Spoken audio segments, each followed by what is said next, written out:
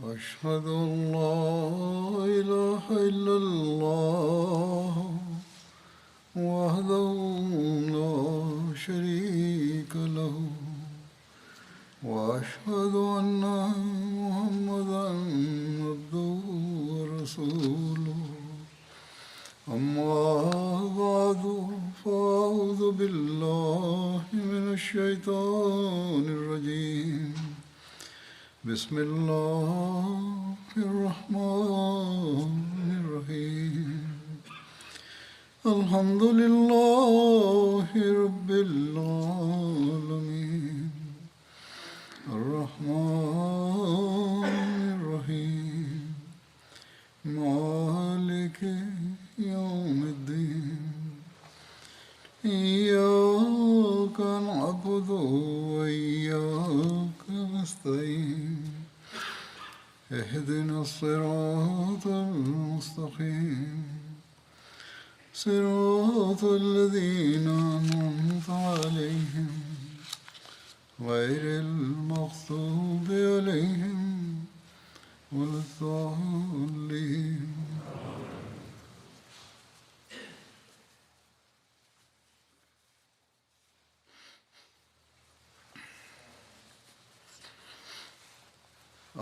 ഉണ്ടായ സംഭവങ്ങളാണ് വിവരിച്ചു വരുന്നത്. ഇതിൽ ഹിജറ 2-ാം വർഷത്തിലുണ്ടായ പ്രധാന സംഭവങ്ങളിലൊന്ന് മദീനയിലെ ഖബറിസ്ഥാൻ ജന്നത്തുൽ ബഖി സ്ഥാപിച്ചതാണ്. ജന്നത്തുൽ ബഖി ആരംഭിച്ചതുമായി ബന്ധപ്പെട്ട് ലഭ്യമായ വിശദീകരണം ഇപ്രകാരമാണ്.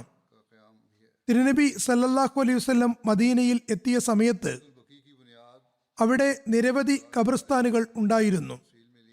യഹൂദികൾക്ക് സ്വന്തമായ ഖബറിസ്ഥാൻ ഉണ്ടായിരുന്നു. അതുപോലെ അറേബ്യയിലെ വിവിധ ഗോത്രങ്ങൾക്ക് സ്വന്തം ഖബറിസ്ഥാനുകളും ഉണ്ടായിരുന്നു. അന്ന് പരിശുദ്ധ മദീന വിവിധ സ്ഥലങ്ങളായി വിഭജിക്കപ്പെട്ടിരുന്നു. അതുകൊണ്ട് ഓരോ ഗോത്രവും തങ്ങളുടെ പ്രദേശത്ത് തുറസായ സ്ഥലത്ത് തങ്ങളുടെ മയ്യത്തുകളെ കബറടക്കിയിരുന്നു. ഖുബയുടെ സ്വന്തം ഖബറിസ്ഥാൻ ഉണ്ടായിരുന്നു. അത് ഏറെ പ്രസിദ്ധവുമായിരുന്നു. കൂടാതെ അവിടെ ചെറിയ ചെറിയ ഖബറിസ്ഥാനുകളും ഉണ്ടായിരുന്നു. ബനു സഫർ ഗോത്രത്തിന് സ്വന്തം ഖബറിസ്ഥാൻ ഉണ്ടായിരുന്നു. ബനു സലമയ്ക്കും സ്വന്തം ഖബറിസ്ഥാൻ ഉണ്ടായിരുന്നു. മറ്റ് ഖബറിസ്ഥാനുകളെ അപേക്ഷിച്ച് ബനു സാദിക്കുണ്ടായിരുന്ന ഖബറിസ്ഥാനാണ് പിന്നീട് സൂഖുൻ നബി എന്ന പേരിൽ സ്ഥാപിതമായത്. ഈ സ്ഥലത്ത് മസ്ജിദു നബവിയും സ്ഥാപിക്കുകയുണ്ടായി. അവിടെയും ചില മുശ്രിക്കുകളുടെ ഖബറുകൾ ഉണ്ടായിരുന്നു. ഈ ഖബറിസ്ഥാനുകളിൽ ബഖിഉ ഗർഖദ് ഏറ്റവും പുരാതന ഖബറിസ്ഥാൻ ആയിരുന്നു. പിന്നീട് നബി സല്ലല്ലാഹു അലൈഹി വസല്ലം ഇതിനെ മുസ്ലിങ്ങളുടെ ഖബറിസ്ഥാനു വേണ്ടി തെരഞ്ഞെടുക്കുകയുണ്ടായി. അതിനുശേഷം ഇന്ന് വരെയും ഇതിന് വ്യതിരിക്തമായ ഒരു സ്ഥാനമാണുള്ളത്. അത് എന്നെന്നും നിലനിൽക്കുന്നതുമാണ്. ഹദ്റത്ത് ഉബൈദുല്ല ബിൻ അബി റാഫി നിവേദനം ചെയ്യുന്നു, തിരുനബി സല്ലല്ലാഹു അലൈഹി വസല്ലം മുസ്ലിങ്ങളുടെ മാത്രം ഖബറുകൾ അടക്കാൻ പറ്റിയ സ്ഥലം അന്വേഷിക്കുകയായിരുന്നു. ഈ ആവശ്യത്തിനു വേണ്ടി നബി സല്ലല്ലാഹു അലൈഹി വസല്ലം വിവിധ സ്ഥലങ്ങൾ നോക്കുകയുണ്ടായി, പോയി കാണുകയുമുണ്ടായി. ഏതായാലും ഈ ബഹുമതി ബഖിഉൽ ഗർഖദിനാണ് വിധിക്കപ്പെട്ടിരുന്നത്. തിരുനബി സല്ലല്ലാഹു അലൈഹി വസല്ലം പറഞ്ഞു, ബഖിഉൽ ഗർഖദിനെ തെരഞ്ഞെടുക്കാൻ എന്നോട് കൽപ്പിക്കപ്പെട്ടിരിക്കുന്നു. ഇതിനെ ബഖിഉൽ ഖബ്ഖബ എന്നും പറഞ്ഞിരുന്നു. ഇതിൽ നിരവധി ഗർഖദ് വൃക്ഷങ്ങളും കുറ്റിച്ചെടികളും ഉണ്ടായിരുന്നു. ഇവിടെ ധാരാളം കൊതുകുകൾ ഉണ്ടായിരുന്നു. ഇവിടെയുള്ള മാലിന്യം കാരണം അല്ലെങ്കിൽ കാട് പിടിച്ചു കിടക്കുന്നത് കൊണ്ട് കൊതുകുകൾ കൂട്ടത്തോടെ പറന്നു പൊങ്ങുമ്പോൾ പുകമേഘം പരക്കുന്നത് പോലെ അനുഭവപ്പെട്ടിരുന്നു. ഇവിടെ ആദ്യം കബറടക്കപ്പെട്ടത് ഉസ്മാൻ ബിൻ മസ്ഊൻ ആയിരുന്നു. നബി സല്ലല്ലാഹു അലൈഹി വസല്ലം അദ്ദേഹത്തിന്റെ ഖബറിന്റെ തലക്കൽ ഒരു കല്ല് അടയാളമെന്ന നിലയ്ക്ക് വെച്ചു. എന്നിട്ട് പറഞ്ഞു, ഇദ്ദേഹം നമ്മുടെ മുന്നൊരുക്കക്കാരനാകുന്നു. ഇദ്ദേഹത്തിന് ശേഷം ആര് വഫാത്താകുമ്പോഴും ജനങ്ങൾ നബി സല്ലല്ലാഹു അലൈഹി വസല്ലമിനോട് എവിടെയാണ് കബറടക്കേണ്ടതെന്ന് ചോദിക്കുമായിരുന്നു. അപ്പോൾ നബി സല്ലല്ലാഹു അലൈഹി വസല്ലം ഇങ്ങനെ പറഞ്ഞിരുന്നു: നമ്മുടെ മുന്നൊരുക്കക്കാരനായ ഉസ്മാൻ ബിൻ മസ്ഊമിന്റെ അടുത്ത് കബറടക്കുക. ബക്കേ അറബിയിൽ ധാരാളം മരങ്ങളുള്ള സ്ഥലത്തിനാണ് പറയുക. ഏതായാലും മദീനയിൽ ഈ സ്ഥലം ബക്കിയുൽ ഗർക്കദ് എന്ന പേരിലാണ് അറിയപ്പെട്ടിരുന്നത്. ഞാൻ പറഞ്ഞു വന്നതുപോലെ അവിടെ ധാരാളം ഗർക്കദ് മരങ്ങൾ ഉണ്ടായിരുന്നു. കൂടാതെ അവിടെ വേറെ കള്ളിച്ചെടികളുടെ പൊന്തക്കാടുകളും ഉണ്ടായിരുന്നു. ഇതിനെ ജന്നത്തുൽ ബക്കി എന്ന് പറയുന്നു. ജന്നത്ത് എന്നതിൻ്റെ അർത്ഥം അറബിയിൽ തോട്ടം, ആരാമം എന്നൊക്കെയാണ്. അതുകൊണ്ട് അനറബികൾക്കിടയിൽ ഇത് ജന്നത്തുൽ ബക്കി എന്ന് അറിയപ്പെടാൻ തുടങ്ങി. അബ്ദുൽ ഹമീദ് ഖാദിരി സാഹിബാണ് ഈ വിശദീകരണങ്ങളെല്ലാം എഴുതിയിട്ടുള്ളത്. തുടർന്ന് പറയുന്നു: അറബികൾ പൊതുവെ തങ്ങളുടെ കബറുകളെയും ശ്മശാനങ്ങളെയും ജന്നത്ത് എന്നാണ് പറയാറുള്ളത്. ഇതിന്റെ മറ്റൊരു പേര് ജന്നത്തുൽ മക്കാബിർ എന്നാകുന്നു. അത് അനറബികൾക്കിടയിൽ ഏറെ പ്രസിദ്ധവുമാണ്. ഹസ്രത്ത് മിർസ ബഷീർ അഹമ്മദ് സാഹിബ് സീറത്തു ഖാത്തമുൻ നബിയിൽ ഇതിനെപ്പറ്റി ഇങ്ങനെ എഴുതുന്നു: ഈ വർഷം, അതായത് ഹിജ്രി 2-ാം വർഷം അവസാനത്തിൽ തിരുനബി സല്ലല്ലാഹു അലൈഹി വസല്ലം തന്റെ സഹാബാക്കൾക്ക് വേണ്ടി മദീനയിൽ ഒരു മക്ബറയ്ക്ക് തീരുമാനമെടുത്തു. അത് ജന്നത്തുൽ ബക്കി എന്നറിയപ്പെടുന്നു. അതിനുശേഷം സഹാബാക്കളെ പൊതുവെ ഇതേ മക്ബറയിലാണ് അടക്കിയിരുന്നത്. ഇതിലേറ്റവും ആദ്യം കബറടക്കപ്പെട്ടത് ഉസ്മാൻ ബിനു മസ്ഊം ആയിരുന്നു. ഉസ്മാൻ ആദ്യകാല മുസ്ലിങ്ങളിൽപ്പെട്ട ആളായിരുന്നു. വളരെ സാത്വികനും ദൈവാരാധകനും സൂഫിവര്യനെ പോലെയുള്ള ആളുമായിരുന്നു. മുസ്ലിം ആയതിനു ശേഷം ഒരിക്കൽ അദ്ദേഹം തിരുനബി സല്ലല്ലാഹു അലൈഹി വസല്ലമിനോട് പറഞ്ഞു: യാ റസൂലല്ലാ, ഞാൻ തികച്ചും ലോകത്തെ പരിത്യജിച്ചുകൊണ്ട് യാ റസൂലല്ലാ ഞാൻ ലോകത്തെ തികച്ചും പരിത്യജിച്ചുകൊണ്ട് ഭാര്യ മക്കളുമായി അകന്ന് ജീവിതം പൂർണ്ണമായും ദൈവാരാധനയ്ക്ക് വേണ്ടി മാത്രം അർപ്പണം ചെയ്യണമെന്നാണ് എൻ്റെ ആഗ്രഹം. അതിനെനിക്ക് അനുമതി തന്നാലും. പക്ഷേ നബി സല്ലല്ലാഹു അലൈഹി വസല്ലം അതിനുള്ള അനുമതി നൽകിയില്ല. ചില ആളുകൾ ഭൗതിക ലോകത്തെ പരിത്യജിക്കാതെ നമസ്കാര വ്രതാനുഷ്ഠാനങ്ങളിൽ എത്രമാത്രം ആധിക്യം കാണിക്കുന്നുവെന്നാൽ അവരുമായി ബന്ധപ്പെട്ട ആളുകളുടെ അവകാശങ്ങളെ അത് ബാധിച്ചിരുന്നു. അവരെ സംബന്ധിച്ചും നബി സല്ലല്ലാഹു അലൈഹി വസല്ലം പറയുന്നു: നിങ്ങൾ അള്ളാഹുവിൻ്റെ അവകാശങ്ങൾ അവന് നൽകുക, ഭാര്യ മക്കളുടെ അവകാശങ്ങൾ അവർക്ക് നൽകുക, അതിഥിയുടെ അവകാശങ്ങൾ അതിഥിക്ക് നൽകുക, തൻ്റെ ആത്മാവിനുള്ള അവകാശങ്ങൾ അതിന് കൊടുക്കുക. കാരണം ഈ അവകാശങ്ങളെല്ലാം അള്ളാഹു നിർണയിച്ചവയാകുന്നു. ഇത് പ്രാവർത്തികമാക്കുന്നത് ഇബാദത്തിൽ ഉൾപ്പെടുന്നു. ഈ അവകാശങ്ങൾ നിറവേറ്റുന്നതും ഇബാദത്തിൽ ഉൾപ്പെടുന്നു. ചുരുക്കത്തിൽ തിരുനബി സല്ലല്ലാഹു അലൈഹി വസല്ലം ഉസ്മാൻ ബിൻ മസ്ഊമിന് ഭൗതിക ലോകത്തെ പരിത്യജിക്കാൻ അനുമതി നൽകിയില്ല. ഇസ്ലാമിൽ ഭൗതിക ജീവിതത്തിൽ നിന്ന് വിട്ടുനിൽക്കുന്നതിനെയും പൗരോഹിത്യത്തെയും നിഷിദ്ധമാണെന്ന് പ്രഖ്യാപിച്ചുകൊണ്ട് ഉമ്മത്തിനെ ഏറ്റക്കുറച്ചിലുകൾക്ക് അതീതമായി മധ്യനിരയുടെ മാർഗത്തിൽ നിലയുറപ്പിച്ച് നിർത്തുകയുണ്ടായി. ഉസ്മാൻ ബിൻ മസ്ഊമിന്റെ വിയോഗത്തിൽ നബി സല്ലല്ലാഹു അലൈഹി വസല്ലമിന് ഏറെ ദുഃഖമുണ്ടായിരുന്നു. നിവേദനത്തിൽ പറയുന്നു: അദ്ദേഹത്തിന്റെ വഫാത്തിന് ശേഷം അദ്ദേഹത്തിന്റെ നെറ്റിയിൽ നബി സല്ലല്ലാഹു അലൈഹി വസല്ലം ഉമ്മ വെച്ചു. ആ സമയത്ത് നബി സല്ലല്ലാഹു അലൈഹി വസല്ലമിന്റെ കണ്ണുകൾ ഈറനണിഞ്ഞിരുന്നു. കബറടക്കിയതിനു ശേഷം നബി സല്ലല്ലാഹു അലൈഹി വസല്ലം അദ്ദേഹത്തിന്റെ ശിരസിന്റെ ഭാഗത്ത് ഒരു കല്ല് സ്ഥാപിച്ചു. പിന്നെ ഇടയ്ക്കിടെ ജന്നത്തുൽ ബഖയിൽ പോയി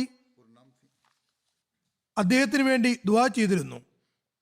ഉസ്മാൻ മദീനയിൽ വഫാത്തായ ആദ്യത്തെ മുഹാജിർ ആയിരുന്നു. ഇനി ഞാൻ സിയമർ യുദ്ധം അഥവാ ബനി ഗത്ഫാൻ യുദ്ധത്തെ സംബന്ധിച്ച് പറയാം. ഗത്ഫാൻ ഗോത്രത്തിന്റെ ശാഖകളായ ബനു സഅലബയും ബനു മുഹാരിബും സിയമർ എന്ന സ്ഥലത്ത് ഒരുമിച്ച് കൂടുന്നതായി നബി സല്ലല്ലാഹു അലൈഹി വസല്ലമിന് അറിവ് ലഭിച്ചു. ഇത് ഗത്ഫാൻ പ്രദേശത്തുള്ള ഒരു സ്ഥലമാകുന്നു. അവരുടെ ലക്ഷ്യം മദീന പ്രവേശിക്ക് ചുറ്റുപാടുമുണ്ടായിരുന്ന പ്രദേശങ്ങളെ ആക്രമിക്കുക എന്നതായിരുന്നു. ഇവരെ ഒരുമിച്ച് കൂട്ടി മുസ്ലിങ്ങൾക്കെതിരിൽ ഇളക്കിവിട്ടത് ബനു മുഹാരിബിലെ ദൂസൂർ ബിൻ ഹാരിസ് എന്ന വ്യക്തിയായിരുന്നു. ഈ വാർത്ത കിട്ടിയ ഉടൻ തന്നെ നബി സല്ലല്ലാഹു അലൈഹി വസല്ലം ജനങ്ങളോട് തയ്യാറാകാൻ കൽപ്പിക്കുകയും 450 സഹാബാക്കളുടെ ഒരു സൈന്യവുമായി മദീനയിൽ നിന്ന് പുറപ്പെടുകയും ചെയ്തു. അവരുടെ പക്കൽ ഏതാനും കുതിരകളും ഉണ്ടായിരുന്നു. മദീനയിൽ ഹസ്രത്ത് ഉസ്മാൻ ബിൻ അഫ്ഫാനെയാണ് പ്രതിനിധിയാക്കിയത്. ഹിജ്റ 3-ാം വർഷം റബീഉൽ അവ്വൽ മാസത്തിലാണ് ഗത്ഫാൻ യുദ്ധനീക്കമുണ്ടായത്. റബീഉൽ അവ്വൽ 12-ന് നബി സല്ലല്ലാഹു അലൈഹി വസല്ലം ഇതിനു വേണ്ടി പുറപ്പെട്ടു. 11 ദിവസം മദീനക്കാർക്ക് നബി സല്ലല്ലാഹു അലൈഹി വസല്ലമിന്റെ അഭാവം സഹിക്കേണ്ടതായി വന്നു. തുടർന്ന് നബി സല്ലല്ലാഹു അലൈഹി വസല്ലം റബീഉൽ അവ്വൽ 24-ന് തിരിച്ചെത്തി. നബി സല്ലല്ലാഹു അലൈഹി വസല്ലം ഗത്ഫാനെ തുരത്തുന്നതിന് വേണ്ടി തമ്പടിച്ചത് സിയമർ എന്ന സ്ഥലത്തായിരുന്നു. അതുകൊണ്ട് ഈ യുദ്ധനീക്കം സിയമർ എന്ന പേരിലും ഗത്ഫാൻ ഗോത്രം അതിന് നിമിത്തമായതുകൊണ്ട് ഗത്ഫാൻ യുദ്ധം എന്ന പേരിലും അറിയപ്പെടുന്നു.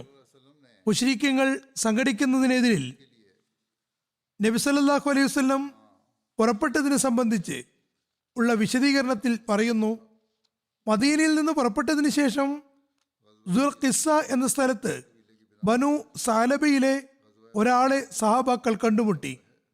ദുൽഖിസ്സ റബ്സയുടെ വഴിയിൽ മദീനയിൽ നിന്ന് 24 മൈൽ അകലെയുള്ള സ്ഥലമാണ്.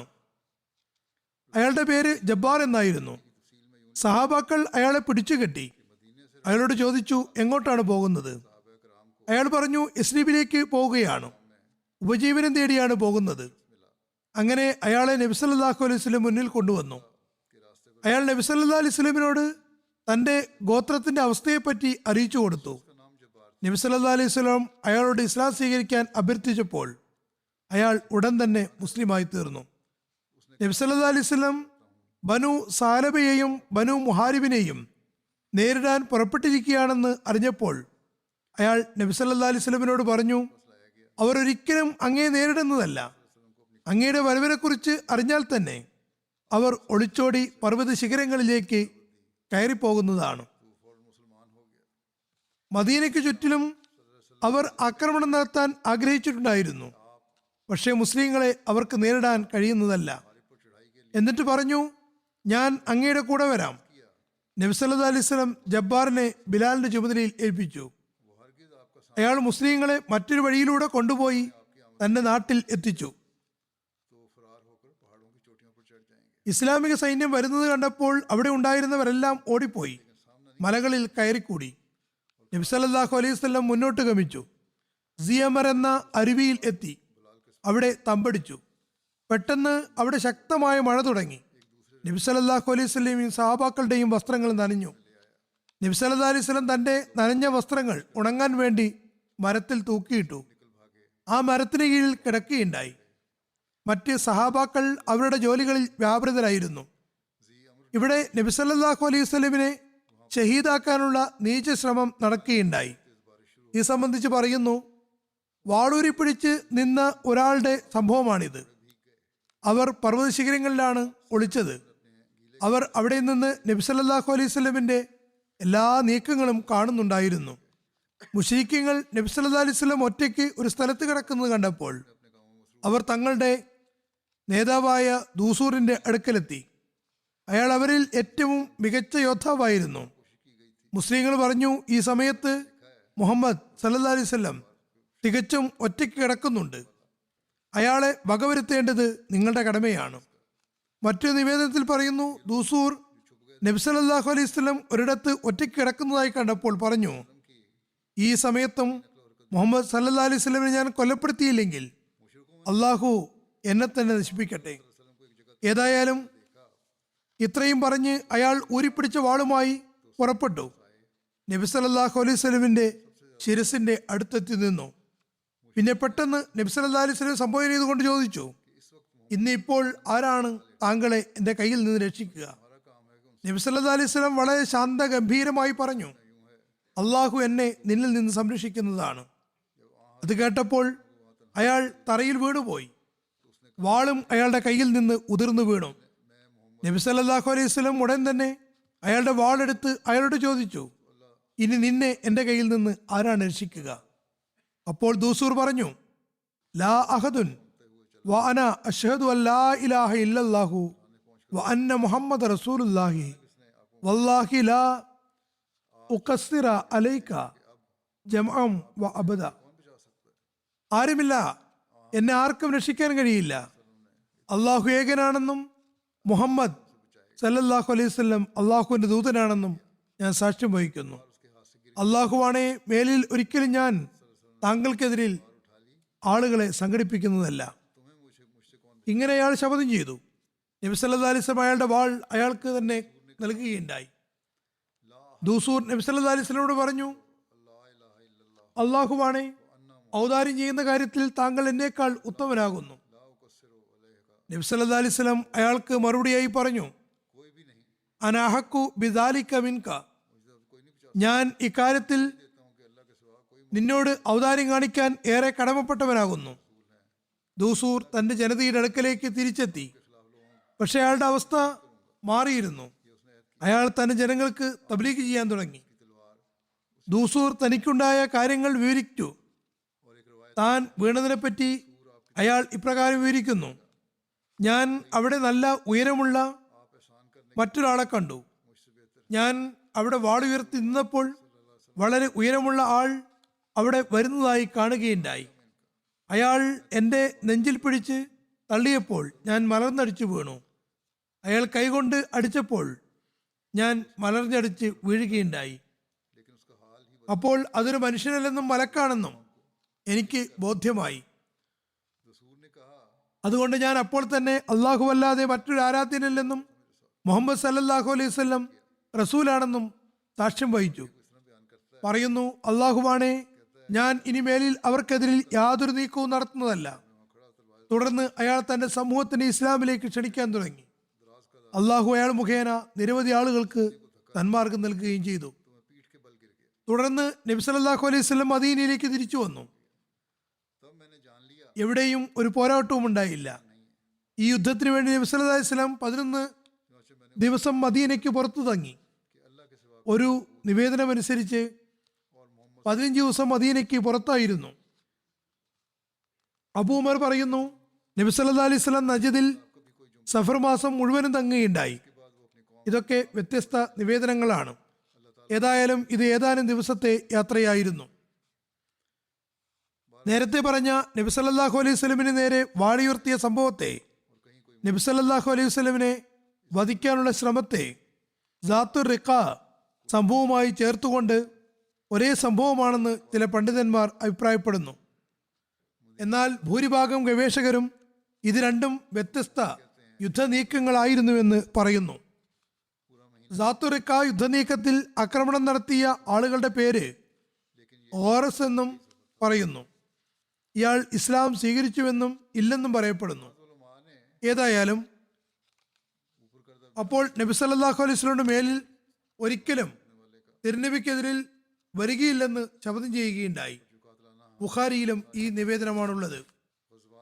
ഇക്കാലഘട്ടത്തിലെ സംഭവങ്ങളിൽ ഹദ്റത്ത് റുഖയ്യയുടെ വഫാത്തും ഹദ്റത്ത് ഉമ്മുൽ കുൽസുമിന്റെ വിവാഹവും ഉൾപ്പെടുന്നു. ഇതിന്റെ വിശദീകരണം ഇപ്രകാരമാകുന്നു: അബ്ദുല്ലാ ബിൻ മുൻകഫ് ബിൻ ഹാരിസ് അൻസാരി നിവേദനം ചെയ്യുന്നു, തിരുനബി സല്ലല്ലാഹു അലൈഹി വസല്ലം ബദർ യുദ്ധത്തിന് വേണ്ടി പുറപ്പെട്ടപ്പോൾ ഹദ്റത്ത് ഉസ്മാനെ തന്റെ മകൾ റുഖയ്യയുടെ അടുക്കൽ നിർത്തുകയുണ്ടായി. അവർ രോഗിണിയായിരുന്നു. ഹദ്റത്ത് സെയ്ദ് ബിൻ ഹാരിസ അള്ളാഹു ബദറിൽ തിരുനബി സല്ലല്ലാഹു അലൈഹി വസല്ലമിന് നൽകിയ വിജയസുവാർത്തയുമായി മദീനയിൽ എത്തിയ ദിവസമാണ് അവർ വഫാത്തായത്. റസൂൽ കരീം സല്ലല്ലാഹു അലൈഹി വസല്ലം ഹദ്റത്ത് ഉസ്മാനെ സമരാരിത സ്വത്തുക്കൾ വിഹിതം നൽകുകയുണ്ടായി. അദ്ദേഹത്തിന്റെ വീതവും ബദർ യുദ്ധത്തിൽ പങ്കെടുത്തവർക്ക് സമാനമായിരുന്നു. റസൂൽ തിരുമേനി സല്ലല്ലാഹു അലൈഹി വസല്ലം ഹദ്റത്ത് റുഖയ്യയുടെ വഫാത്തിന് ശേഷം തന്റെ മകൾ ഹദ്റത്ത് ഉമ്മു കുൽസുമിന്റെ വിവാഹം ഹദ്റത്ത് ഉസ്മാനുമായി നടത്തുകയുണ്ടായി. ഹദ്റത്ത് അബൂ ഹുറൈറ റളിയല്ലാഹു അൻഹു നിവേദനം ചെയ്യുന്നു, തിരുനബി സല്ലല്ലാഹു അലൈഹി വസല്ലം ഹദ്റത്ത് ഉസ്മാനെ മസ്ജിദിന്റെ കവാടത്തിൽ വെച്ച് കണ്ടുമുട്ടിയപ്പോൾ പറയുന്നു, അള്ളാഹു ഉമ്മു കുൽസുമിന്റെ നിക്കാഹ് റുഖയ്യയുടെ തന്നെ അത്ര മഹറിലും അവളോടുള്ള നിങ്ങളുടെ സൽമനപ്പറ്റം കാരണവും നടത്തിയിരിക്കുന്നു. റുഖയ്യയുടെ മഹറിൽ തന്നെ നിങ്ങളുടെ വിവാഹം നടത്തുകയാണ്. അതായത് അള്ളാഹു നടത്താൻ പറയുന്നു. ഹദരത്ത് ഉസ്മാൻ നിവേദനം ചെയ്യുന്നു, നബി സല്ലല്ലാഹു അലൈഹി വസല്ലം ഉമ്മു കുൽസുമിന്റെ വിവാഹം ഹദരത്ത് ഉസ്മാനുമായി നടത്താൻ തീരുമാനിച്ചപ്പോൾ നബി സല്ലല്ലാഹു അലൈഹി വസല്ലം ഉമ്മു ഐമനോട് പറഞ്ഞു, എൻ്റെ മകൾ ഉമ്മു കുൽസുമിനെ തയ്യാറാക്കി ഉസ്മാന്റെ അടുക്കൽ എത്തിക്കുക, അവർക്ക് മുന്നിൽ ദഫ് മുട്ടുക. അങ്ങനെ തന്നെ അവർ ചെയ്യുകയുമുണ്ടായി. നബി സല്ലല്ലാഹു അലൈഹി വസല്ലം 3 ദിവസത്തിന് ശേഷം ഹദരത്ത് ഉമ്മു കുൽസുമിന്റെ അടുക്കലെത്തി ചോദിച്ചു, എൻ്റെ പ്രിയ മകളെ, നിന്റെ ഭർത്താവ് എങ്ങനെയുള്ള ആളാണ്? ഹദരത്ത് ഉമ്മു കുൽസും പറഞ്ഞു, അദ്ദേഹം നല്ല ഭർത്താവാകുന്നു. ഹദരത്ത് ഉമ്മു കുൽസും ഹദരത്ത് ഉസ്മാന്റെ അടുക്കൽ ഹിജ്രി 9 വരെ താമസിച്ചു. ശേഷം അവർ രോഗിണിയാവുകയും മരണപ്പെടുകയുമുണ്ടായി. നബി സല്ലല്ലാഹു അലൈഹി വസല്ലം അവരുടെ ജനാസ നമസ്കരിപ്പിച്ചു. അവരുടെ ഖബറിന് അരികിലിരുന്നു. ഹദരത്ത് അനസ് നിവേദനം ചെയ്യുന്നു, അദ്ദേഹം നബി സല്ലല്ലാഹു അലൈഹി വസല്ലം ഹദരത്ത് ഉമ്മു കുൽസുമിന്റെ ഖബറിനരികിൽ കണ്ണീർ വാർത്തുകൊണ്ട് ഇരിക്കുന്നത് കാണുകയുണ്ടായി. ബുഖാരിയുടെ നിവേദനത്തിൽ ഈ സംഭവം ഇങ്ങനെ വിവരിച്ചിരിക്കുന്നു. ഹിലാൽ ഹദരത്ത് അനസ് ബിൻ മാലിക്കിൽ നിന്ന് നിവേദനം ചെയ്യുന്നു, അദ്ദേഹം നബി സല്ലല്ലാഹു അലൈഹി വസല്ലം മകളുടെ ജനാസയിൽ ഉണ്ടായിരുന്നു. പറയുന്നു, റസൂലുള്ളാഹി സ്വല്ലല്ലാഹു അലൈഹി വസല്ലം ഖബറിനടുത്ത് ഇരിക്കുകയായിരുന്നു. അപ്പോൾ നബി സല്ലല്ലാഹു അലൈഹി വസല്ലമിന്റെ കണ്ണുകൾ അശ്രുപൊഴിക്കുന്നുണ്ടായിരുന്നു. ഒരു നിവേദനത്തിൽ പറയുന്നു, നബി സല്ലല്ലാഹു അലൈഹി വസല്ലം ഹദരത്ത് ഉമ്മു കുൽസും വഫാത്തായപ്പോൾ പറഞ്ഞു, എനിക്ക് 3ാമത്തെ ഒരു മകൾ ഉണ്ടായിരുന്നുവെങ്കിൽ ഞാൻ അവളെയും ഉസ്മാനെ വിവാഹം ചെയ്തു കൊടുക്കുമായിരുന്നു. ഹദരത്ത് ഇബ്നു അബ്ബാസ് നിവേദനം ചെയ്യുന്നു, നബി സല്ലല്ലാഹു അലൈഹി വസല്ലം ഒരിടത്തുകൂടെ പോകുമ്പോൾ ഹദരത്ത് ഉസ്മാൻ അവിടെ ഇരുന്ന് ഹദരത്ത് ഉമ്മു കുൽസുമിന്റെ വിയോഗ ദുഃഖത്തിൽ കരയുകയായിരുന്നു. നിവേദകൻ പറയുന്നു, നബി സല്ലല്ലാഹു അലൈഹി വസല്ലമിന്റെ കൂടെ 2 സുഹൃത്തുക്കളും, അതായത് ഹദരത്ത് അബൂബക്കറും ഉസ്മാനും ഉണ്ടായിരുന്നു. നബി സല്ലല്ലാഹു അലൈഹി വസല്ലം ചോദിച്ചു, ഉസ്മാൻ എന്തിനാണ് കരയുന്നത്?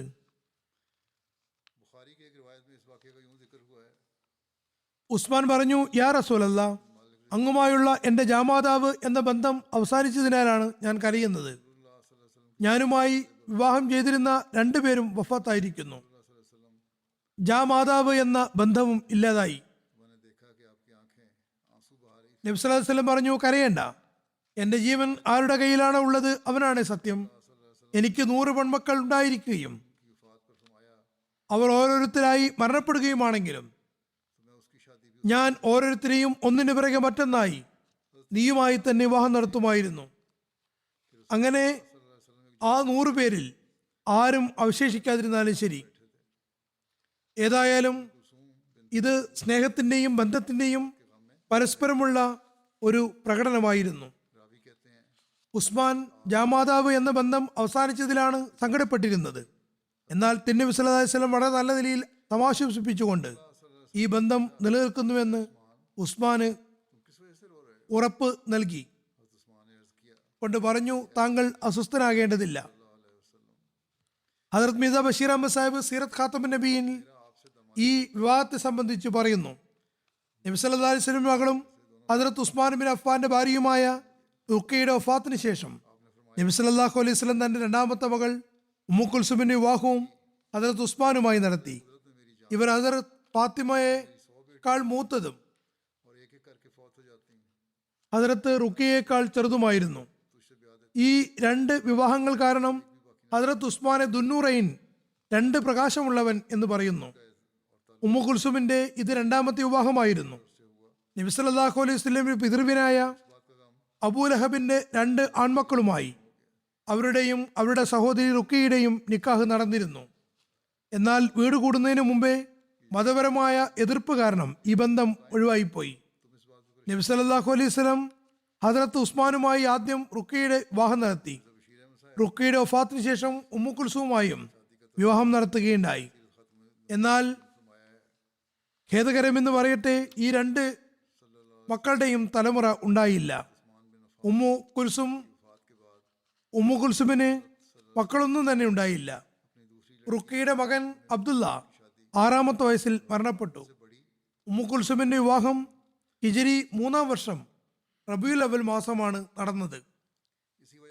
ഇക്കാലഘട്ടത്തിൽ സംഭവങ്ങളിൽ ഒന്നാണ് ബഹ്റാൻ ഗസ്വ. ഇതിനെ ഫറു ഗസവ അഥവാ യുദ്ധം എന്നും പറയുന്നു. ബനു സുലൈം ഗസവ എന്നും പറയാറുണ്ട്. ബുഹ്റാൻ ഫറു താഴ്വരയുടെ പ്രാന്തപ്രദേശത്ത് ഹിജാസിന്റെ ഒരു ഖനിയായിരുന്നു. ഫറു താഴ്വര മദീനയിൽ നിന്ന് 96 മൈൽ ദൂരെ സ്ഥിതി ചെയ്യുന്നു.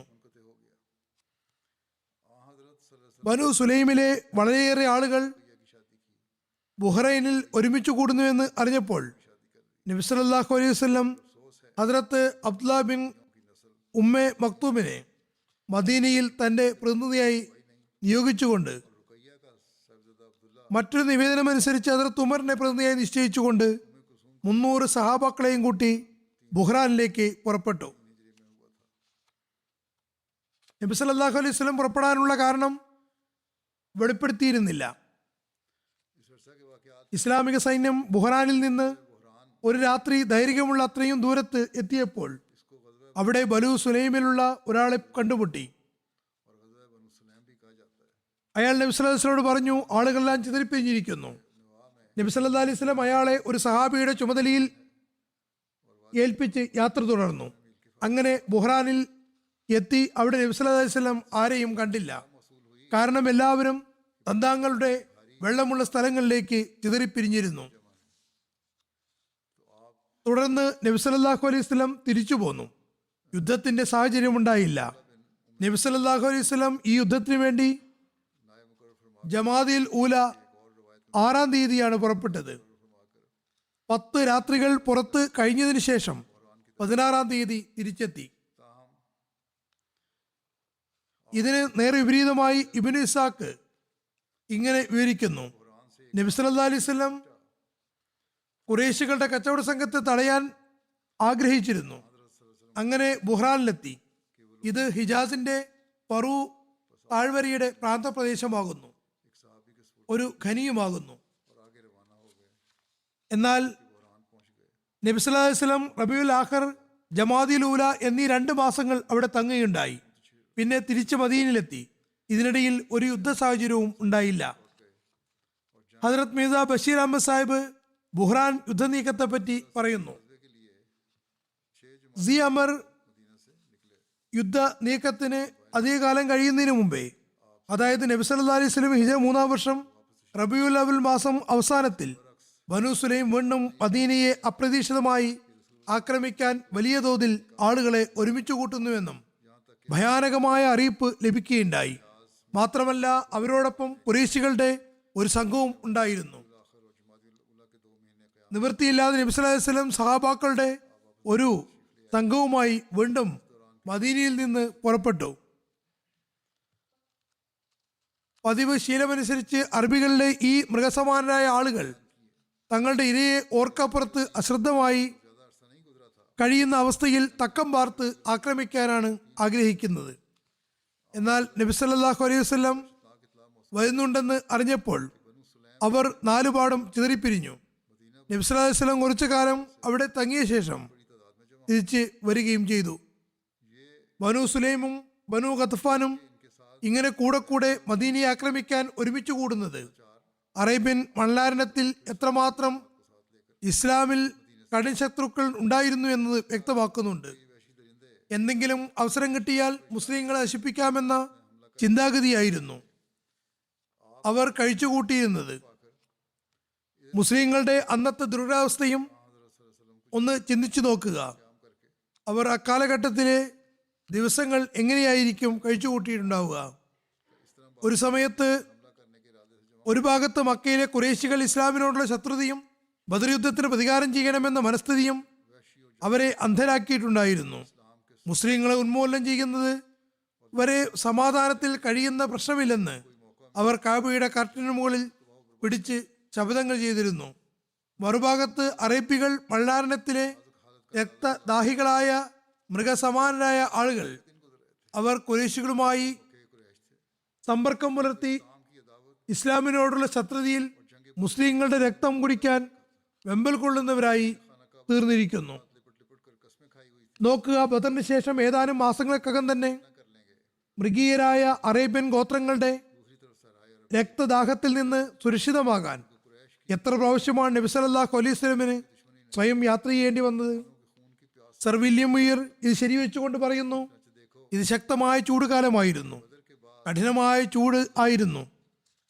അള്ളാഹുവിന്റെ പ്രത്യേക സഹായം ലഭ്യമായിരുന്നില്ലെങ്കിൽ, അതുപോലെ നബി സല്ലല്ലാഹു അലൈഹി വസല്ലമിന്റെ ഉണർവ് മുസ്ലിങ്ങളെ എല്ലാ സമയത്തും ജാഗരൂകരാക്കി നിർത്തിയില്ലായിരുന്നുവെങ്കിൽ, നബി സല്ലല്ലാഹു അലൈഹി വസല്ലം ശത്രു സംഘങ്ങളെ അവർ ചാരപ്പുറത്തിരുത്തി നടത്തുന്നതിന് മുമ്പേ തന്നെ ചിതറിപ്പോകാതിരിക്കാൻ ആസൂത്രണം ചെയ്തില്ലായിരുന്നുവെങ്കിൽ ഈ ദിവസങ്ങളിൽ മുസ്ലിങ്ങളുടെ സർവനാശമുണ്ടാകുമായിരുന്നു എന്നതിൽ യാതൊരു സംശയത്തിനും വകയില്ല. ഇതെല്ലാം പുറത്തു നിന്നുള്ള അപായങ്ങളായിരുന്നു. ഇനി അകത്തുള്ള പ്രശ്നങ്ങളും നോക്കുക. ഒരു കുറവുമില്ലായിരുന്നു. മദീനയ്ക്കുള്ളിൽ മുസ്ലിങ്ങളുമായി ഇഴകിച്ചേർന്ന് കഴിഞ്ഞിരുന്ന മുനാഫിക്കീങ്ങൾ ഉണ്ടായിരുന്നു. അവരെ ആട്ടിൻതുളഞ്ഞ ചെന്നായ്ക്കൾ എന്ന് പറഞ്ഞാൽ അതിൽ യാതൊരു അതിശയോക്തിക്കും വകയില്ല. കൂടാതെ കലാപകാരികളും നിഗൂഢ നീക്കം നടത്തുന്നത് ശീലമാക്കിയവരുമായ യഹൂദികളും ഉണ്ടായിരുന്നു. അവരുടെ ശത്രുതയുടെ ആഴവും പരപ്പും പാരമ്യത്തിൽ എത്തിയിരുന്നു. ആദ്യകാല മുസ്ലിങ്ങൾക്ക് ഇത് എത്രമാത്രം പ്രയാസങ്ങൾ നിറഞ്ഞ ദിവസങ്ങളായിരുന്നു. അവർ തന്നെ പറയുന്നത് കേൾക്കുക.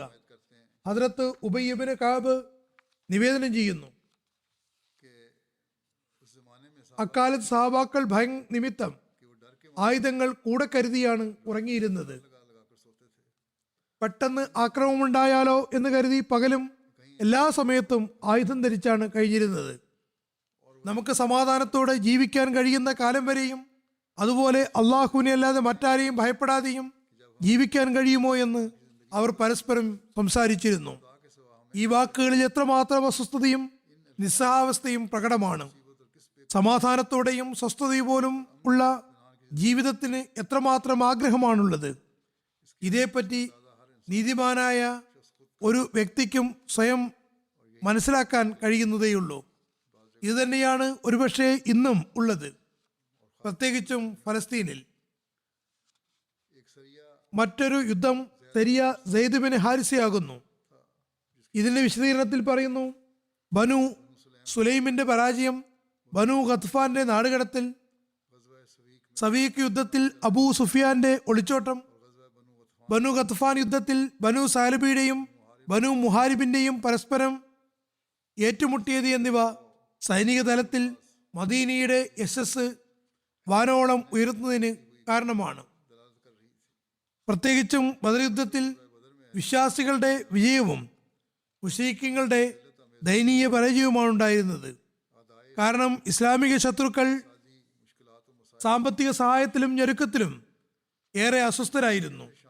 കാരണം മക്കയിൽ നിന്ന് ഷാമിലേക്ക് പോകാനുള്ള പ്രധാന വഴി കടന്നു പോകുന്നത് മദീനയുടെ പടിഞ്ഞാറ് അമ്ര ഉൾക്കടലിനടുത്തു കൂടിയാണ്. അബൂ സുഫിയാന്റെ കച്ചവട സംഘത്തെ മുസ്ലിങ്ങൾ ഈ വഴിയിലാണ് തടയാൻ ശ്രമിച്ചത്. മദീനയുടെ ചുറ്റുവട്ടത്തുമുള്ള ഗോത്രങ്ങളും നബി സല്ലല്ലാഹു അലൈഹി വസല്ലമയുമായി സൗഹൃദത്തിലായി കഴിഞ്ഞിരുന്നു. അതുകൊണ്ട് മക്ക മുശ്രിക്കുകൾ കച്ചവടത്തിനു വേണ്ടി ഈ വഴി സ്വീകരിക്കാൻ ഒരിക്കലും തയ്യാറാകുമായിരുന്നില്ല.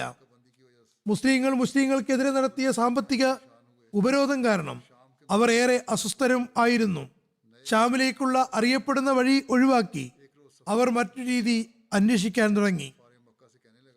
ഒരു ദിവസം സഫ്വാൻ ബിൻ ഉമയ്യ മക്ക നിഷേധികളോട് പറഞ്ഞു, മുഹമ്മദ് സല്ലല്ലാഹു അലൈഹി വസല്ലമും കൂട്ടാളികളും നമ്മുടെ ജീവിതം ദുസ്സഹരമാക്കിയിരിക്കുന്നു.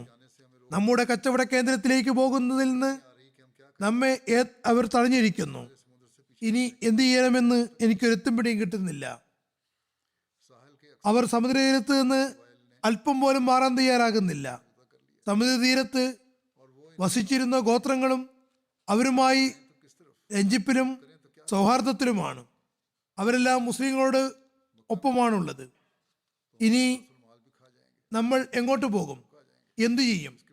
നമ്മൾ മദീനയിൽ തന്നെ ഇരുന്നാൽ നമ്മുടെ മൂലധനവും തിന്നുതീരുന്നതാണ്. നമ്മുടെ കയ്യിലുള്ളതല്ല തീർന്നു കഴിഞ്ഞിരിക്കുന്നു. അതിനുശേഷം ജീവിതം മുമ്പോട്ട് കൊണ്ടുപോകാൻ ഒന്നും ബാക്കിയാവുന്നതല്ല.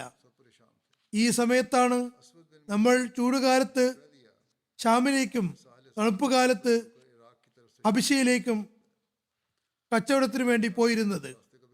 ഇനി എന്താണ് ചെയ്യുക? സഫ്വാൻ ബിൻ ഉമയ്യയുടെ വാക്കുകൾ കേട്ടപ്പോൾ എല്ലാവരും അസ്വസ്ഥരായി തീർന്നു. അസ്വദ് ബിൻ മുത്തലക്ക് പറഞ്ഞു, സമുദ്രതീരത്തു കൂടെയുള്ള വഴി ഒഴിവാക്കി ഇറാഖ് വഴി ഷാമിലേക്ക് പോകുന്നതാണ് നല്ലത്. സഫ്വാൻ പറഞ്ഞു, ഈ വഴിയെപ്പറ്റി അറിയുകയില്ല. അപ്പോൾ അബൂ സംആ പറഞ്ഞു, ഈ വഴിയെപ്പറ്റി നല്ലപോലെ അറിയുന്ന ഒരു വഴികാട്ടിയെപ്പറ്റി ഞാൻ നിങ്ങൾക്ക് വിവരം നൽകാം. അത് ഫറാത്ത് ബിൻ ഹയ്യാൻ ഉജ്ലി ആകുന്നു. അയാൾ ഈ വഴിയിലൂടെ വന്നു പോകാറുണ്ട്. അയാൾക്ക് ഈ വഴിയെപ്പറ്റി നല്ലതുപോലെ അറിയുകയും ചെയ്യാം. സഫ്വാൻ അള്ളാഹുവിന് സത്യം ചെയ്തുകൊണ്ട് പറഞ്ഞു, വളരെ നല്ലത്, അത് തന്നെയാണ് നമ്മൾ ആഗ്രഹിച്ചിരുന്നതും. അങ്ങനെ ഫറാത്തിനെ വിളിച്ചു പറഞ്ഞു. അപ്പോൾ സഫ്വാൻ പറഞ്ഞു, ഞാൻ കച്ചവട സംഘവുമായി ഷാമിലേക്ക് പോകാൻ ആഗ്രഹിക്കുന്നു. മുഹമ്മദ് സല്ലല്ലാഹു അലൈഹി വസല്ലം കച്ചവട സംബന്ധിയായി നമ്മളെ പ്രകാശത്തിലാക്കിയിരിക്കുകയാണ്. കാരണം നമ്മുടെ കച്ചവട സംഘം അവരുടെ അടുക്കലാണ് ഉണ്ടാകുന്നത്. ഞാൻ ഇറാഖ് വഴി ഷാമിലേക്ക് പോകാൻ ആഗ്രഹിക്കുന്നു. ഫുറാത്ത പറഞ്ഞു, ഞാൻ നിങ്ങളെ കൊണ്ടുപോകാനുള്ള ഇറാഖിലൂടെയുള്ള വഴിയെപ്പറ്റി മുഹമ്മദ് സല്ലല്ലാഹു അലൈഹി വസല്ലമിന്റെ അനുയായികൾക്ക് അറിവ് പോലും ഉണ്ടാകില്ല. ഇത് തികച്ചും വിജനമായ ഊഷര പ്രദേശമാകുന്നു. മാത്രമല്ല തികച്ചും വിജനമായ പ്രദേശവും കൂടിയാണ്. സഫ്വാൻ പറഞ്ഞു, ഞാനും അതുപോലെ തന്നെയാണ് ആഗ്രഹിക്കുന്നത്. അതിന്റെ വിജനത നമുക്ക് ഒരു പ്രയാസവും ഉണ്ടാക്കുന്നതല്ല. ഇപ്പോൾ പ്രയാസവും ഉണ്ടാകുന്നതല്ല. കാരണം ഇപ്പോൾ തണുപ്പ് കാലമായതുകൊണ്ട് വഴിയിൽ വെള്ളത്തിന്റെ ആവശ്യവും കുറവായിരിക്കുന്നു. അത് ഞങ്ങൾക്ക് സഹിക്കാവുന്നതേ ഉള്ളൂ. അങ്ങനെ യാത്രയ്ക്കുള്ള തയ്യാറെടുപ്പുകൾ ആരംഭിച്ചു.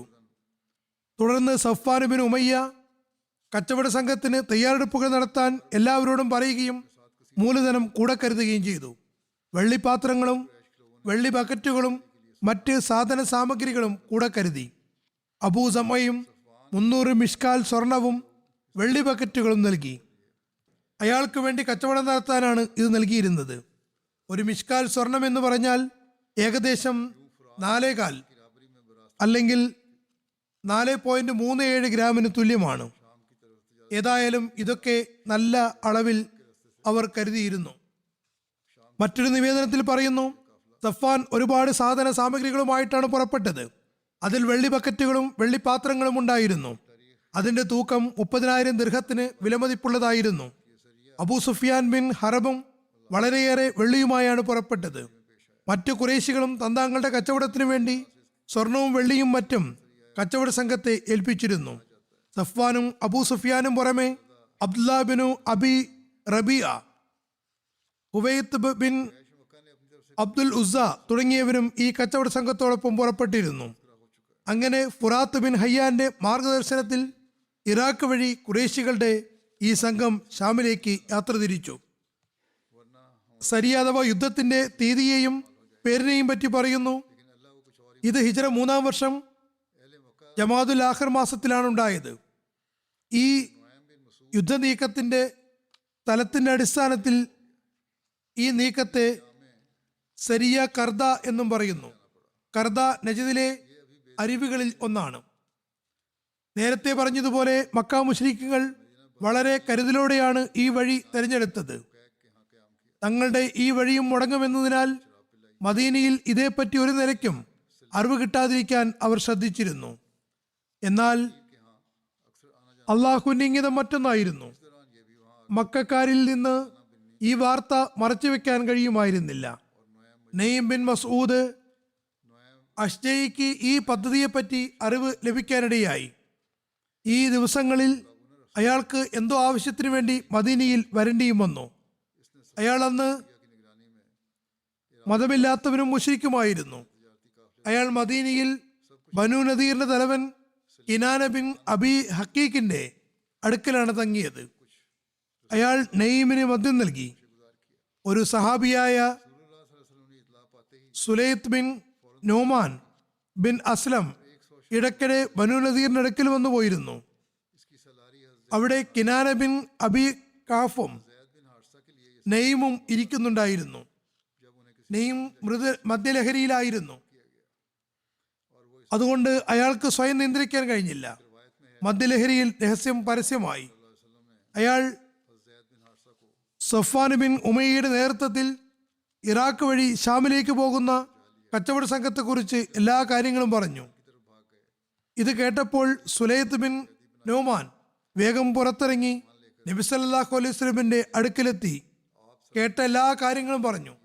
നബി സല്ലല്ലാഹു അലൈഹി വസല്ലം ഇക്കാര്യങ്ങൾ അറിഞ്ഞ ഉടൻ തന്നെ തയ്യാറെടുപ്പുകൾ ആരംഭിക്കുകയും 300 കുതിരപ്പടവാളികളെ ഒരു സൈന്യത്തെ പറഞ്ഞയക്കുകയുമുണ്ടായി. ഇതിന്റെ നേതൃത്വം സെയ്ദ് ബിൻ ഹാരിസയെയാണ് ഏൽപ്പിച്ചത്. ഇതാദ്യമായിട്ടായിരുന്നു സെയ്ദ് ബിൻ ഹാരിസയെ ഒരു സൈന്യാധിപനാക്കുന്നത്. അദ്ദേഹം ഈ ദൗത്യത്തിൽ വിജയിച്ചു. ഒരു നിവേദനത്തിൽ പറയുന്നു, നബി സല്ലല്ലാഹു അലൈഹി വസല്ലം സെയ്ദ് ബിൻ ഹാരിസയെ 100 പടയാളികളുമായി അയക്കുകയുണ്ടായി. അവർ മക്കക്കാരുണ്ടായിരുന്ന സംഘത്തിന് അടുത്തേക്ക് പുറപ്പെട്ടു. അവരെ കണ്ടുമുട്ടി. സംഘത്തിലെ നേതാവ് വനത്തിലേക്ക് ഓടി മറിഞ്ഞു. സഹാബാക്കൾ 1-2 പേര് ബന്ദികളാക്കി.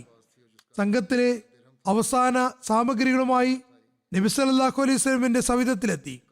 നബി സല്ലല്ലാഹു അലൈഹി വസല്ലം അതിനെ 5 ആക്കി തിരിച്ചു. 5-1 മതിപ്പ് വില അന്ന് 20,000 ദിർഹത്തിന് തുല്യമായിരുന്നു. ബാക്കി തുക 4 ഭാഗം നബി സല്ലല്ലാഹു അലൈഹി വസല്ലം സരിയയിൽ പങ്കെടുത്തവർക്ക് വീതിച്ചു നൽകുകയുണ്ടായി. മറ്റു നിവേദനത്തിൽ പറയുന്നു, സെയ്ദ് വളരെ ശീഘ്രഗതിയിൽ വഴി താണ്ടുകയും ഉണ്ടായി.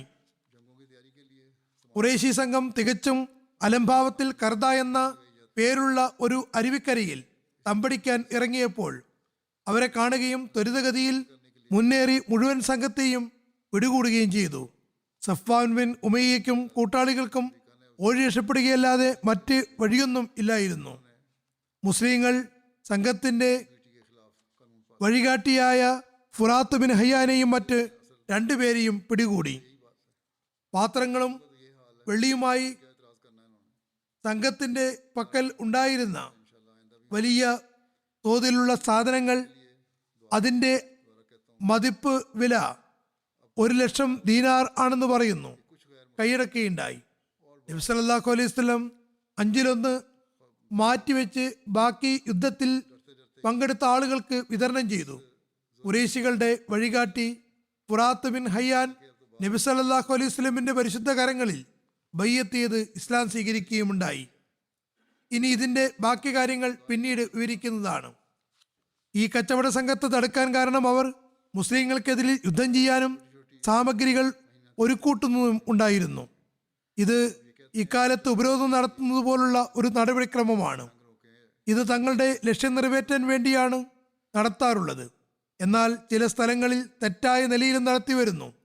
ഉദാഹരണമായി, അമേരിക്ക ഉഗാണ്ടയ്ക്കെതിരിൽ ഉപരോധം ഏർപ്പെടുത്തിയത് അവരുടെ പാർലമെന്റ് LGBT-ക്കെതിരിൽ നിയമം പാസാക്കിയത് കൊണ്ട് മാത്രമാണ്. ഇക്കാര്യം പ്രത്യക്ഷത്തിൽ പറയുന്നില്ലെങ്കിലും ഉള്ളിൽ ഇതുതന്നെയാണ് കാര്യം. ഇതാണ് ഇവരുടെയും അവസ്ഥ. ഇവർ ഇസ്ലാമിനെ എന്ത് അധിക്ഷേപിക്കാനാണ്. ഏതായാലും ഖുത്ബയിലുള്ള കാര്യങ്ങൾ ഇൻഷാ അല്ലാഹ് ഇനിയും തുടരുന്നതാണ്. ഫലസ്തീനിലെ മർദ്ദിതർക്ക് വേണ്ടി ദുആ ചെയ്യാൻ ഞാൻ വീണ്ടും ഉണർത്തുകയാണ്. ഇപ്പോൾ ചുരുങ്ങിയ വർഷം ചില രാഷ്ട്രീയക്കാർ ഭയന്നുകൊണ്ടാണെങ്കിലും അക്രമത്തിനെതിരിൽ സംസാരിച്ചു തുടങ്ങിയിരിക്കുന്നു. മാത്രമല്ല, ചില യഹൂദികളും ഇത്തരം നടപടികളിൽ തങ്ങളുടെ വിരക്തി പ്രകടിപ്പിച്ചിരിക്കുന്നു. തങ്ങളെ എന്തിനാണ് ദുഷ്പേരിന് ഇരയാക്കുന്നതെന്ന് ഇസ്രായേലി സർക്കാരിനോട് ചോദിച്ചുകൊണ്ടിരിക്കുന്നു.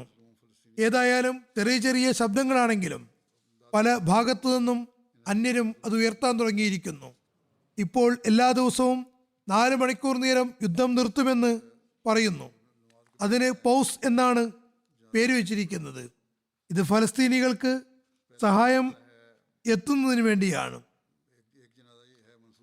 എത്ര ബോംബ് വർഷിക്കപ്പെടുമെന്ന് അള്ളാഹുവിന് തന്നെ അറിയുകയുള്ളൂ. ഭൂരിഭാഗം സർക്കാരുകളും രാഷ്ട്രീയക്കാരും ഫലസ്തീനികളുടെ ജീവന് ഒരു പ്രാധാന്യവും നൽകുന്നില്ല. അവർക്ക് തങ്ങളുടെ ലാഭേച്ഛകളാണ് മുന്നിലുള്ളത്. ഏതായാലും ഇവരും ഓർക്കേണ്ടത്, അള്ളാഹു ഒരു സമയം വരെ അയവ് നൽകുന്നു. ഈ ലോകം മാത്രമല്ല, അടുത്ത ലോകവും നമ്മുടെ മുന്നിലുണ്ട്. ഇവർ ഈ ലോകത്തേക്ക് പ്രയോജനപ്പെടുത്താൻ കരഗതമായി എന്ത് ധരിക്കുന്നു, ഈ ലോകത്തും പിടിക്കപ്പെടാവുന്നതാണ്, അടുത്ത ലോകത്തും പിടിക്കപ്പെട്ടേക്കാം. ഏതായാലും നമ്മളും ദുആയിലേക്ക് ശ്രദ്ധിക്കേണ്ടതാണ്. അള്ളാഹു പലസ്തീനികൾക്ക് നീതി നൽകിക്കൊണ്ട് ഈ അതിക്രമങ്ങളിൽ നിന്ന് അവരെ മോചിതരാക്കുമാറാകട്ടെ. ഇനി ഞാൻ നമസ്കാരത്തിന് ശേഷം ജനാസ ഗായിബ് നമസ്കാരവും അനുഷ്ഠിക്കുന്നതാണ്. ആദ്യത്തെ ജനാസ മൻസൂബ ബാസ്മ സാഹിബയുടേതാണ്. ഇവർ ഹമീദുർ റഹ്മാൻ സാഹിബിന്റെ ഭാര്യയാകുന്നു. കഴിഞ്ഞ ദിവസം വഫാത്തായി. ഇന്നാ ലില്ലാഹി വ ഇന്നാ ഇലൈഹി റാജിഊൻ. ഇവർ നവാബ് അബ്ദുല്ല ഖാൻ സാഹിബിന്റെയും ഹദ്രത്ത് സാഹിബ്സാദി അമത്തുൽ ഹഫീസ് ബേഗം സാഹിബിയുടെയും പൗത്രിയാകുന്നു. ഹദ്രത്ത് സാഹിബ്സാദ മിർസ ഷെരീഫ് അഹമ്മദ് സാഹിബിന്റെയും ബൂ സൈനബ് ബേഗം സാഹിബിയുടെയും ദൗഹിത്രിയുമാണ്. മാത്രമല്ല മിയാ അബ്ബാസ് അഹമ്മദ് ഖാൻ സാഹിബിന്റെയും അമത്തുൽ ബാരി ബേഗം സാഹിബിയുടെയും പുത്രിയുമാകുന്നു. അള്ളാഹിന്റെ അനുഗ്രഹത്താൽ മൂസിയായിരുന്നു. നല്ല സ്വഭാവ സവിശേഷതകളുള്ള മഹിളയും ആയിരുന്നു. ഹദ്രത്ത് ഖലീഫത്തുൽ മസീഹ് സാലിസ് ഇവരുടെ നിക്കാഹ് വിളംബരം നടത്തിയപ്പോൾ ചെയ്ത ഖുത്ബയിലെ ചില ഉപദേശങ്ങളിൽ നിന്ന് ഏതാനും ചിലത് ഞാൻ കേൾപ്പിക്കാം. അദ്ദേഹം പറയുന്നു, നിക്കാഹോടുകൂടി ആൺകുട്ടിക്കും പെൺകുട്ടിക്കും അതുവരെ ഇല്ലാതിരുന്ന ചില പുതിയ ഉത്തരവാദിത്തങ്ങൾ വന്നു ചേരുന്നു. ഒന്ന് ഭാര്യ ഭർത്താക്കന്മാരുടെ പൊതുവായ ഉത്തരവാദിത്തങ്ങളാകുന്നു. അതായത് ഭർത്താവിന് ഭാര്യയുടെ മേലും ഭാര്യയ്ക്ക് ഭർത്താവിന് മേലും അതുപോലെ രണ്ടുപേർക്കും ഒന്നിച്ചുമുള്ള ഉത്തരവാദിത്തങ്ങളും നിറവേറ്റേണ്ടതായിട്ടുണ്ട്. അത് മക്കളുമായി ബന്ധപ്പെട്ടവയാണ്. മക്കളെ സംബന്ധിച്ച് ചില കർത്തവ്യങ്ങൾ ഭാഗിക്കപ്പെട്ടിട്ടുണ്ട്. മാതാവ് കുട്ടിക്ക് പാലൂട്ടുന്നു, പിതാവിന് ഇത് ചെയ്യാൻ കഴിയില്ല. പിതാവ് വീടിന് പുറത്തെ കാര്യങ്ങൾ ശ്രദ്ധിക്കുകയും മക്കൾ പുറത്ത് കറങ്ങുന്ന സ്വഭാവം ഇല്ലാതെ നോക്കുകയും ചെയ്യണം. സ്ത്രീയുടെ ഉത്തരവാദിത്തം വീടിനുള്ളിലാണുള്ളത്. ഏതായാലും രണ്ടുപേരും തങ്ങളുടെ കടമകൾ നിറവേറ്റുകയാണെങ്കിൽ നിരവധി മോശം പ്രവണതകളിൽ നിന്ന് നമ്മുടെ കുട്ടികൾ രക്ഷപ്പെടുന്നതാണ്. തുടർന്ന് പറഞ്ഞു, ഈ സന്ദർഭത്തിൽ നമ്മൾ ഓതാറുള്ള ആയത്തുകളിൽ ഇത്തരം കടമകളിലേക്ക് ശ്രദ്ധ ക്ഷണിച്ചുകൊണ്ട് അള്ളാഹു പറയുന്നു, ഒരു കാര്യം നിർബന്ധമാണ്. അതായത് യാ അയ്യുഹന്നാസു ഇത്തഖൂ റബ്ബക്കും. ഇവിടെ ആയത്തിൽ ഇത്തഖുല്ല എന്നും വന്നിട്ടുണ്ട്. വിവിധ സന്ദർഭങ്ങളിൽ തഖ്വയെ പറ്റി പരാമർശിക്കുന്നുമുണ്ട്. എന്നാൽ നിക്കാഹിന്റെ വേളയിൽ ഓതുന്ന ഈ ആയത്തിൽ റബ്ബിന്റെ തഖ്വ എന്ന് പറയുന്നു. അതായത് അള്ളാഹു തന്റെ സൃഷ്ടികളെ പരിപാലിക്കുന്നത് പോലെ നിങ്ങളെ രണ്ടുപേരെയും പരിപാലിക്കുന്നു. അതുപോലെ നിങ്ങൾക്ക് മേലും പരിപാലനത്വത്തിന്റെ ചില പുതിയ ഉത്തരവാദിത്തങ്ങൾ വന്നു ചേരുകയാണ്. നിങ്ങൾക്കത് നിറവേറ്റാൻ കഴിയണമെങ്കിൽ നിങ്ങൾ ശരിയായ രീതിയിൽ റബ്ബിന്റെ അള്ളാഹുവിന്റെ തഖ്വ അഥവാ ഭയഭക്തി സ്വായത്തമാക്കേണ്ടതാണ്. രണ്ടാമത്തേത് ബന്ധം വളരെ നൈർമല്യമുള്ളതാകുന്നു. നിരവധി തെറ്റിദ്ധാരണകൾ അശ്രദ്ധ കാരണം ഉണ്ടാകാനിടയുണ്ട്. അതിൽ നിന്ന് രക്ഷപ്പെടാൻ നമുക്ക് നൽകിയ കൽപ്പന ഊലു ഖൗലൻ സദീദ എന്നതാകുന്നു. അതായത് കേവലം സത്യം കൊണ്ട് മാത്രം കാര്യമില്ല, മറിച്ച് ഒരു തരത്തിലുള്ള വക്രതയില്ലാത്തതും നേർക്ക് നേരതിയുമുള്ള സംസ്കാരമാണ് നിങ്ങൾ അവലംബിക്കുന്നതെങ്കിൽ നിങ്ങൾക്കിടയിൽ യാതൊരു മിസ്അണ്ടർസ്റ്റാൻഡിങ്ങും ഉലച്ചിലും ഉണ്ടാകുന്നതല്ല. മൂന്നാമത്തെ കാര്യം വൽ തൻദുർ നഫ്സും മാ ഖദ്ദമത് ലിഗദ് എന്നതാണ്. നിങ്ങളുടെ മുതിർന്നവർ ഭാവിയെ പരിഗണിച്ചുകൊണ്ട് നിങ്ങൾക്ക് സുശിക്ഷണം നൽകി. നിങ്ങൾ നിങ്ങളുടെ ഭാവിയെ മനസ്സിലാക്കിക്കൊണ്ട് നിങ്ങളുടെ മക്കൾക്ക് നല്ല ശിക്ഷണം നൽകേണ്ടതാണ്. ഈ ഭാവിയുടെ ബന്ധം മാതാപിതാക്കൾ മക്കൾക്ക് നൽകുന്ന ശിക്ഷണവുമായി ബന്ധപ്പെട്ടതാണ്. ഓരോ തലമുറയ്ക്കും വെവ്വേറെ ഭാവിയാണുള്ളത്. ഇതെല്ലാം ഒരേ ഭാവിയല്ല. അതിനുവേണ്ടിയാണ് ഈ ലോകവും ലോക സമൂഹവും പ്രയത്നിക്കുന്നത്. ഇപ്പോൾ കാലം മാറി, എന്തൊക്കെയോ ആയിരിക്കുന്നു. നമുക്ക് നൽകപ്പെട്ടിട്ടുള്ള മഹത്തായ വിപ്ലവത്തിന്റെ അടയാളങ്ങൾ ആകാശമണ്ഡലത്തിൽ കാണാൻ തുടങ്ങിയിരിക്കുന്നു. അതുകൊണ്ട് ഇന്ന് പിതാവിന്റെ കടമകളും വ്യത്യസ്തമാണ്. നമുക്ക് മേലുള്ള ഈ ഉത്തരവാദിത്വത്തിൽ നിന്ന് വളരെ സൂക്ഷ്മതയോടെ വളരെ വിശാലമായ ഉത്തരവാദിത്തങ്ങളും മുൻനിർത്തി നമ്മുടെ മക്കളുടെ ഉത്തരവാദിത്തങ്ങൾ ഏറ്റെടുക്കേണ്ടതാണ്.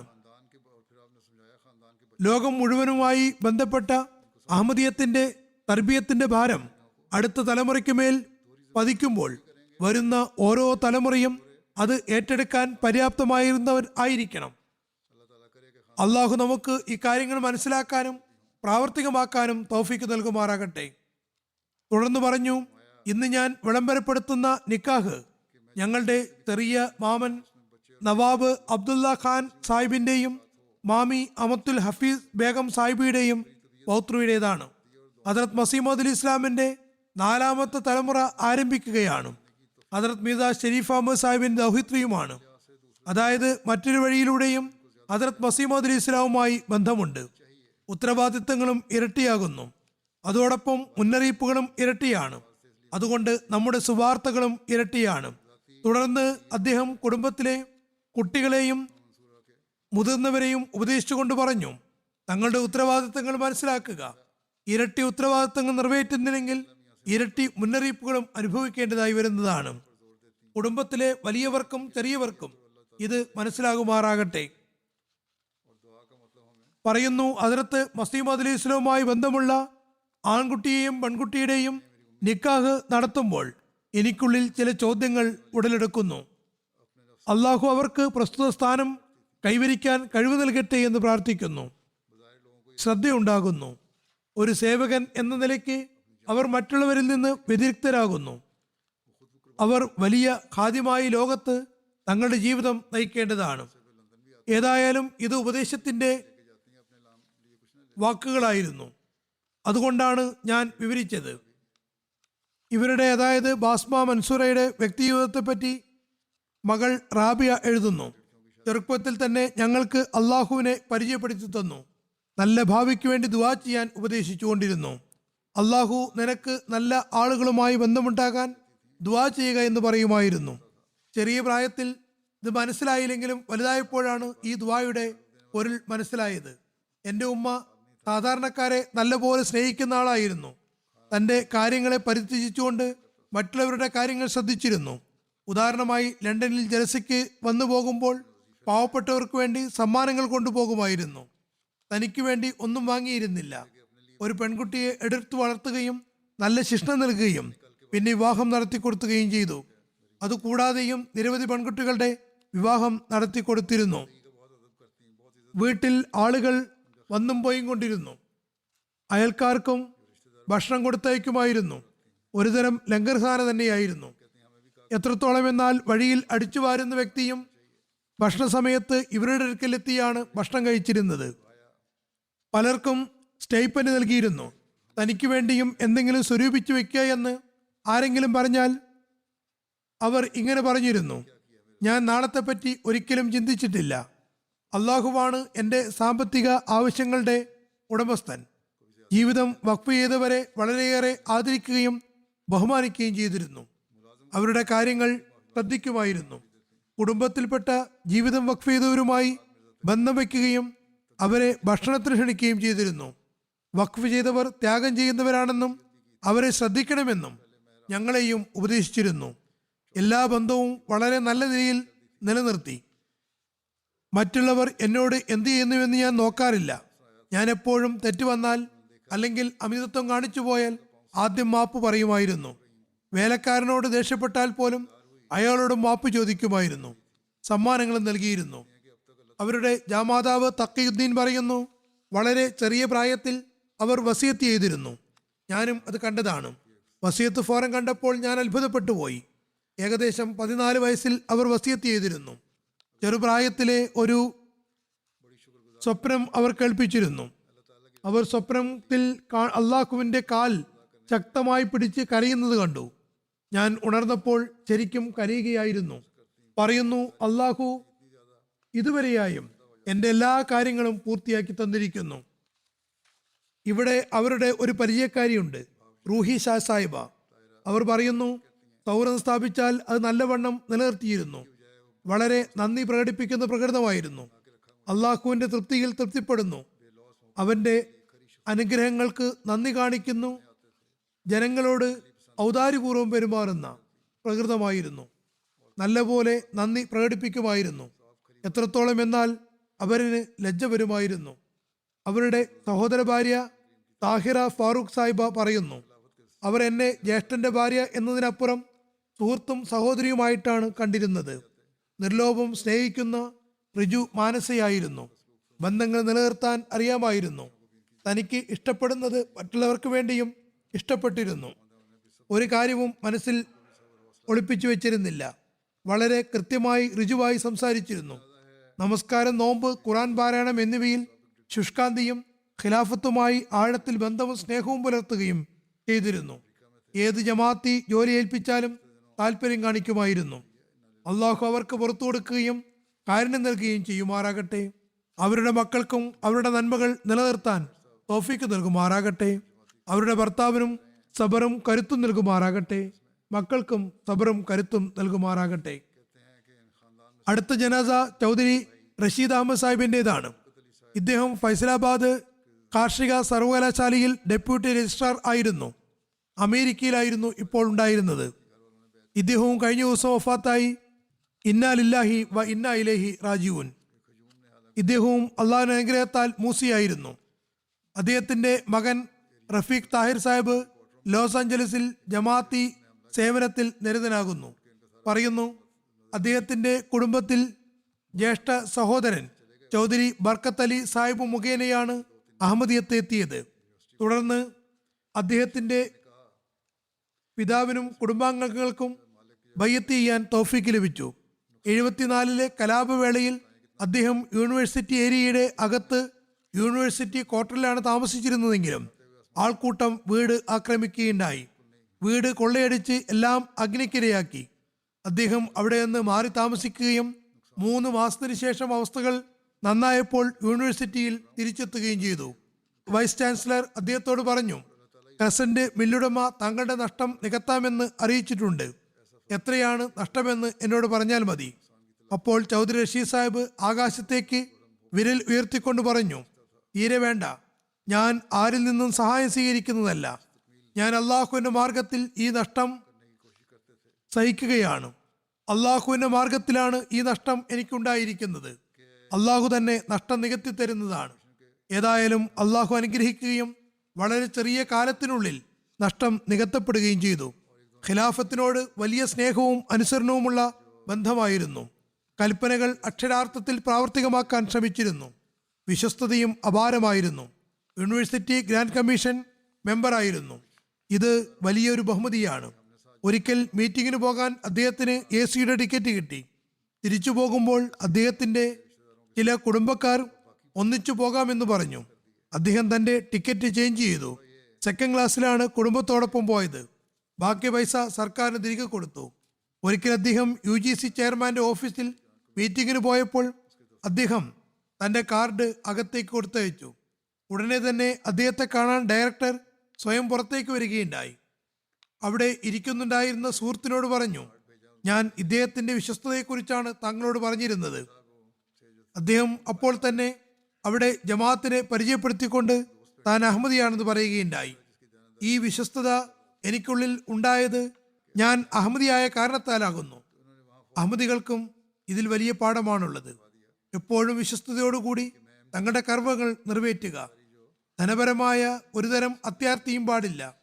ഇദ്ദേഹം ചന്ത കൊടുക്കുന്നതിലും സാമ്പത്തിക ത്യാഗത്തിലും മുൻപന്തിയിലായിരുന്നു. മാതാപിതാക്കളെയും സഹോദരി സഹോദരന്മാരെയും കൂടാതെ നബി സല്ലല്ലാഹു അലൈഹി വസല്ലം, ഹദ്റത്ത് മസീഹ് മൗഊദ് അലൈഹി ഇസ്ലാം എന്നിവരുടെ പേരിലും കൃത്യമായി തഹ്രീക് ജദീദ്, വഖഫ് ജദീദ് ചന്തകൾ കൊടുത്തിരുന്നു. വളരെ സ്നേഹമുള്ള വ്യക്തിത്വമായിരുന്നു. യൂണിവേഴ്സിറ്റിയിലെ എല്ലാ വിദ്യാർത്ഥികളെയും സ്വന്തം മക്കളെയും സഹോദരന്മാരെയും പോലെയാണ് കരുതിയിരുന്നത്. ഒരു നമസ്കാരം, പ്രത്യേകിച്ചും മരിബ്, ഞങ്ങൾ ഒന്നിച്ച് വീട്ടിൽ നമസ്കരിച്ചിരുന്നു. എപ്പോഴും പുഞ്ചിരി തൂകിയിരുന്നു. ഉള്ളതിൽ തൃപ്തിപ്പെടുന്ന പ്രകൃതമായിരുന്നു. അള്ളാഹു അദ്ദേഹത്തോട് കരുണയോടെയും പൊറുമയോടെയും വർത്തിക്കുമാറാകട്ടെ. അദ്ദേഹത്തിന്റെ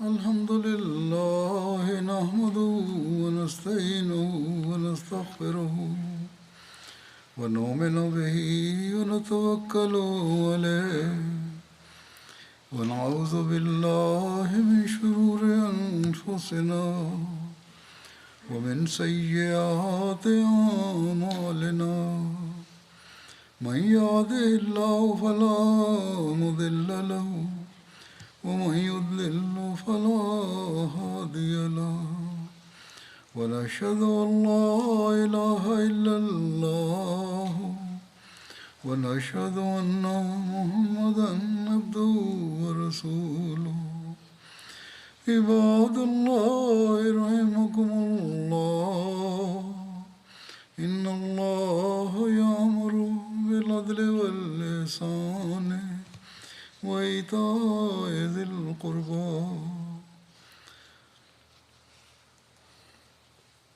وينهى عن الفحشاء والمنكر والبغي يعظكم لعلكم تذكرون اذكروا الله يذكركم وادعوه يستجب لكم ولذكر الله أكبر